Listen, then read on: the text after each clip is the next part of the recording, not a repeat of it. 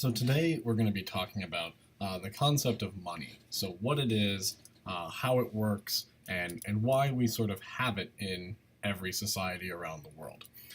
And so first let's start thinking about like what is money. So I brought with me today some money.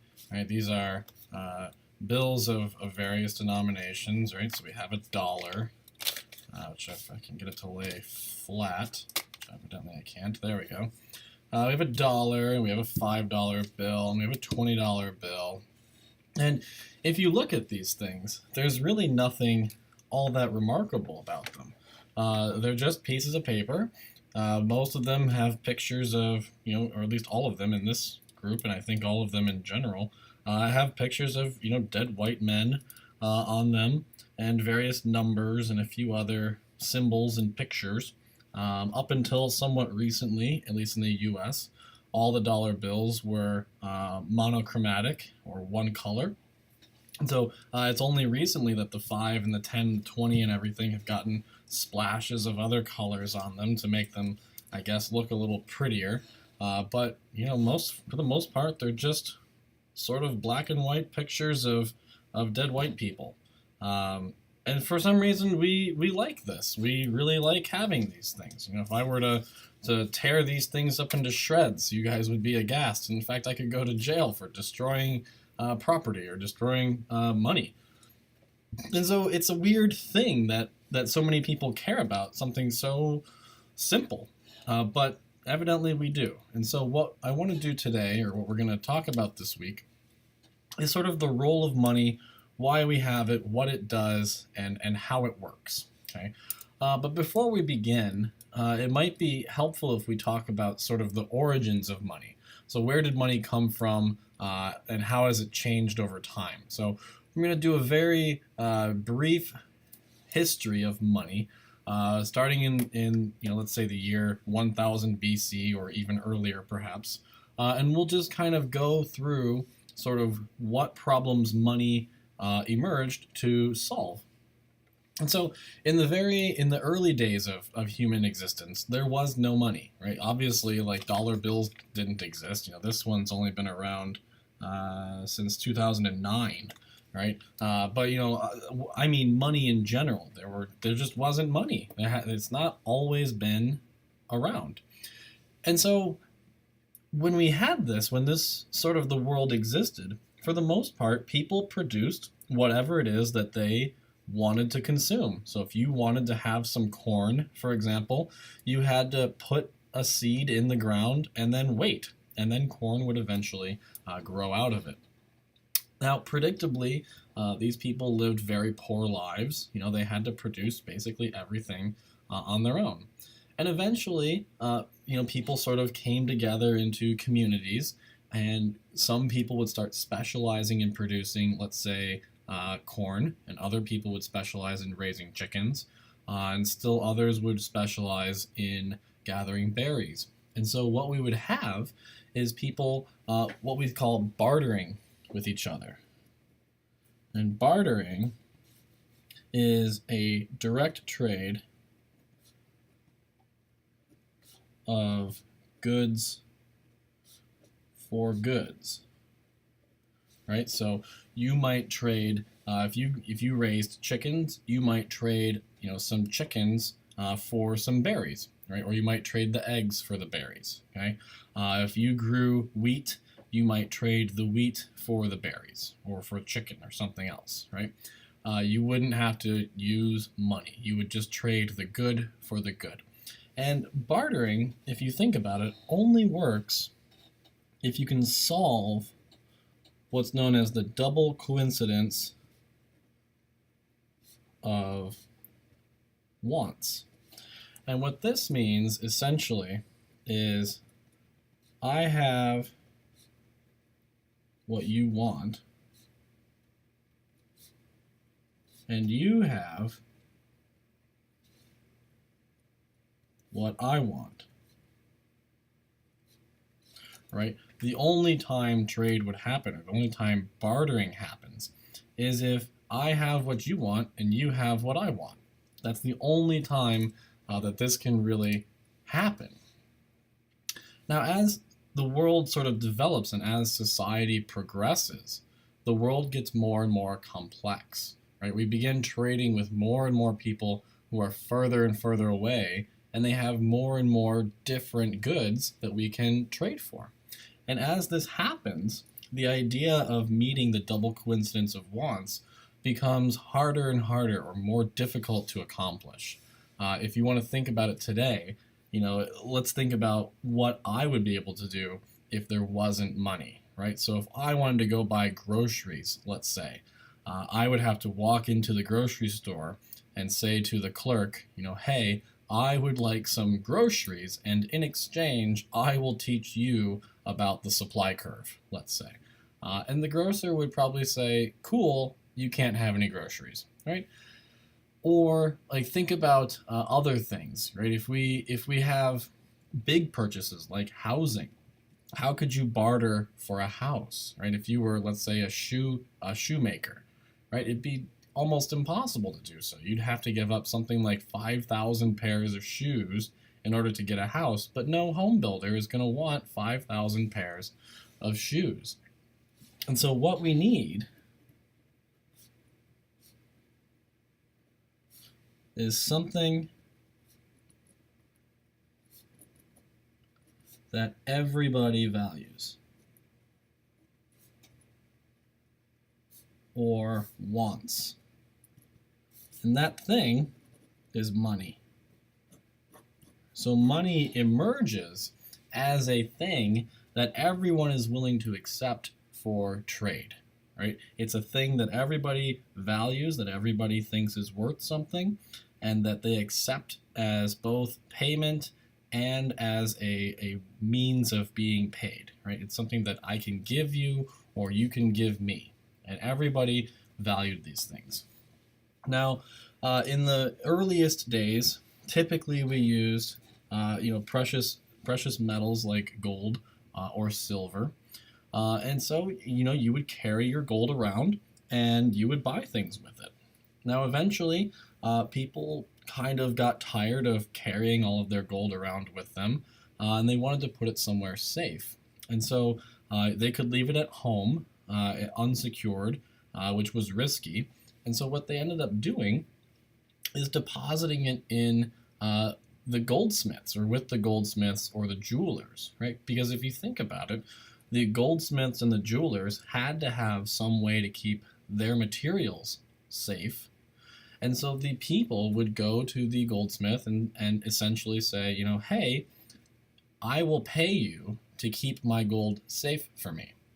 And if you think about that, it's like getting a negative interest rate on your savings account. So I'm sure several of you have a savings account right now, and you probably earn interest on it. You probably get paid to keep your money in the bank, which is at some level kind of strange, because what you're essentially saying to the bank is, okay, I want you to hold on to my money, keep it safe for me, and have a national network of banks such that I can withdraw money from any ATM machine in the world for a modest fee at the time, and I'm not going to tell you where I'm going to go, and I want you to pay me for the privilege of serving me, which is a bit strange, okay?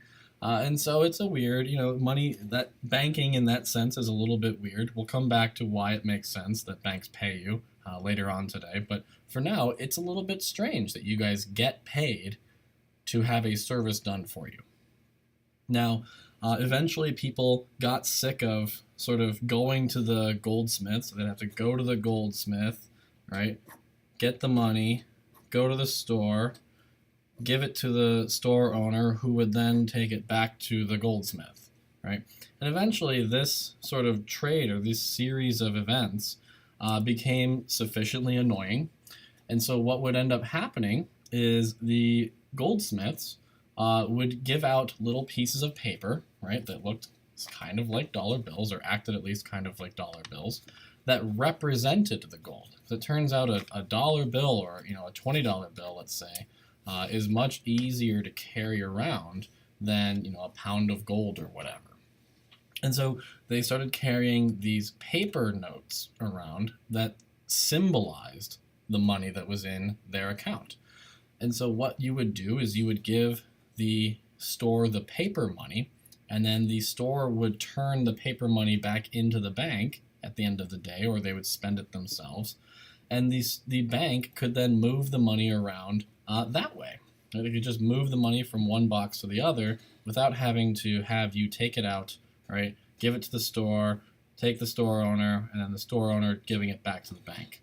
And so that was sort of the quick rise of paper money, or what we call commodity money. Commodity money being any money that is backed by some commodity. Okay, so in this case, the money derives or gets its value from the value of the commodity. So essentially, commodity money, so let's say that we are on like the gold standard and dollar bills are backed by gold. What this is saying is that a dollar bill and some amount of gold would be exactly the same thing. There would be no difference whatsoever between them. Okay, and so this is sort of, and so the reason why the dollar bill that's backed by gold is valuable is because gold is valuable. So its value is derived from the value of, in this case, the gold. But if you think about it today, our dollar bills aren't backed by gold, they're not backed by silver, they're not backed by anything. And so economists call this type of money fiat money. Fiat meaning by decree. Okay, so there's nothing intrinsically valuable about this dollar bill, and there's nothing intrinsically valuable about this $20 bill, right? Nothing at all. I could, in principle, rip it up, and the world would not be any poorer, right? There would just be one fewer $20 bill in the world. But the reason why it's valuable is because we, as a society, have decreed that it's valuable, right? We have said we value these bills, right? We think that these things are valuable, and so we have given them value just simply because we accept that they are valuable, right? It's not like the money is not valuable because, you know, Barack Obama or the president or the government says so. It's valuable because you and I use it, and if we stopped using it, it wouldn't be valuable anymore. Okay. Now, when you guys deposit your money in the bank, so now we've started at 1000 BC and now we're all the way up in 2016 in a span of let's see, 10 minutes, right? Which is pretty impressive. So when you guys deposit your money in the bank, is that the end of the story? Is that like the bank is like, okay, cool, we'll hang on to your money, cool. You know, you gave us the money, we'll just put it right here and we'll leave it be. Is that how banks work, right? And you're probably all saying, of course not, right? What do banks do? Well, they lend out your money. And so economists, or we call this system, fractional reserve banking,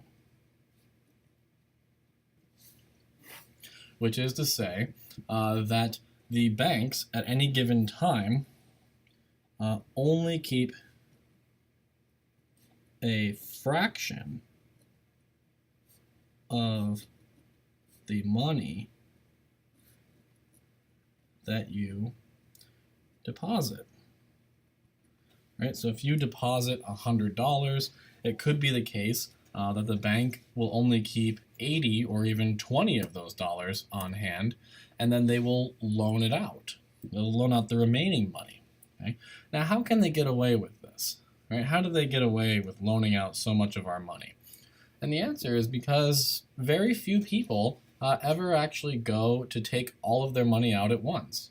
Right? It's just not that common. I mean, I asked all of my classes this week, and of the 120 of you in class this week, only about 12 of, or not even 12, I think it was something like seven of you have ever done it, which means the other 113 of you have never completely emptied out your bank account.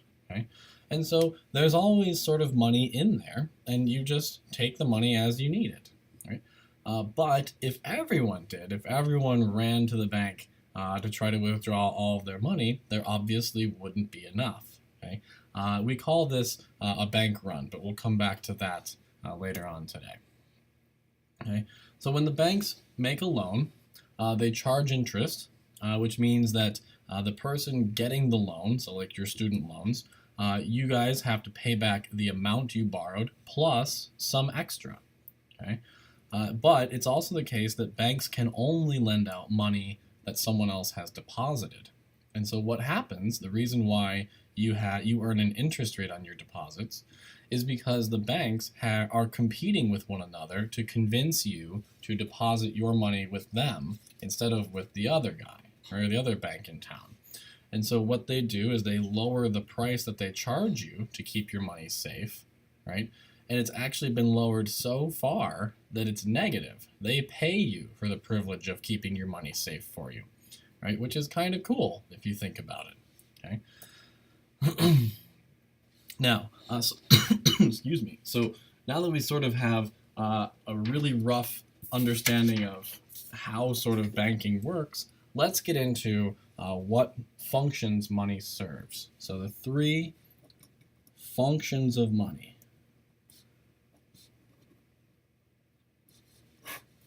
The first one is as a storer of value.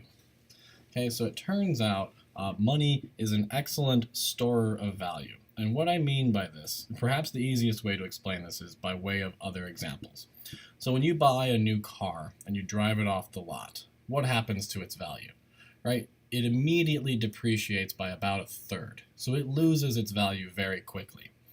Or what if you buy some food and you leave it out on the shelf for a couple weeks, right? All of a sudden, your apple or your orange or whatever you bought is going to be rotten and not worth nearly as much as what you paid for it, okay? But this $20 bill is worth $20 today. It'll be worth $20 tomorrow. It'll be worth $20 a month from now, a year from now, 10 years from now. It will always be worth $20, right? And so in that capacity, money is storing its value extremely well. Okay? In fact, it's almost storing it perfectly. Okay? The second use of money is as a unit of account. Okay? And what this means is that money allows us to compare things that are different in a meaningful way. Okay? So think about how would you compare the value of a house to the value of, say, shoes, like we were talking about earlier, right? You simply couldn't do it other than without money as like a sort of standard unit of measurement, right? You could say things like houses are more valuable than shoes, but how much more valuable? And is it always the case? Are there other cases, or how many shoes does it take to purchase a house, right? And so it lets us, money is sort of like the unit of value. It lets us compare completely different things in a meaningful way and assess whether or not doing something would be a wise decision. And the third function is as a medium of exchange. Okay? And in this case, let's think about our shoemaker who wants to buy a house. Okay, if this is the case, you'd have to somehow give the homeowner, or the construction worker rather, you'd have to give the construction worker, thousands of pairs of shoes to convince them to build you a house. And again, odds are no one on earth is going to want thousands of pairs of shoes. And so how could our lowly shoemaker ever actually have a house? Well, with money, what he can do Right? So this will be evidence of my failure of art class. My brother got all of the art genes. This is this is us. We're the shoemaker, and we want to sell shoes. This will be my symbol for shoe. That's a shoe with a leg on it. To someone else, and then they give us money, and maybe this guy over here wants some shoes, so we make him shoes, and he gives us money. And this guy here, let's say, wants some shoes, he gives us money as well. And then we can take that money and send all of the money that we've made to this person, who in turn sends us back a house, right? So the beautiful thing about money is that it allows us to work for other people. It allows us to work for the entire community, right? Our whole community, and then ask one person to do something because we served everyone else in our community. So if you think about what this is saying, is it says that you, the shoemaker, want the home builder to do something for you. And what you can do is help all kinds of people around you have shoes, and in exchange, the home builder will reward you for that by building you a house, right? And so this is where Walter Williams has an excellent analogy where he calls money, he calls them certificates of performance, right? Your dollars, these dollar bills, and everything that I have, stands as evidence that I have helped people in society, and therefore someone in society should now help me, right? So I earned these dollars by doing my job, and then I can take these dollars and hire someone else to do something for me. And so in this sense, money is very little more than a certificate of performance, which I'll put a link to in the description for you. Now, let's get into sort of how